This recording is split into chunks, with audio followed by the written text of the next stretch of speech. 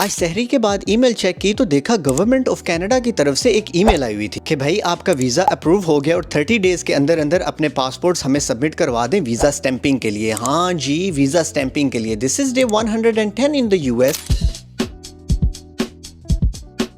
आज तो ऑफिस पहुंचते साथ have arranged the passports and other required documents that they've asked for और ऑफिस के बाद जल्दी से पहुंच गया bank because I had to send them a check of $48 for the passport transmission fee for 2 people। है यूपीएस पहुंचते साथ ही डॉक्यूमेंट सीधा न्यूयॉर्क मेल कर दिए विद रिटर्न लेबर। वहीं से निकलकर जल्दी से कॉस्को से गाड़ी का टैंक भी फुल करवा दिया। खैर मैंने सोचा हमेशा घर वालों को मैं उल्लू ही बनाता हूँ तो आज चना चाट बना लेता हूँ। तो बस फिर चिको चिक पटोपट सब कुछ काट कूट के जबरदस्त किस्म का चना चाट बना ली और फिर निकल पड़ा पिज्जा पिक करने पापा जॉन्स की तरफ। मैंने कहा वीजा लगने की खुशी में आज हेल्दी डाइट की ऐसी की तैसी। बस घर आके अफ्तारी की और उसके साथ ही पापा जॉन्स का वेजी पिज्जा खाकर तो चसा। तो अब जल्दी से फॉलो कर दें एंड इंशाल्लाह I will see you guys in the next video.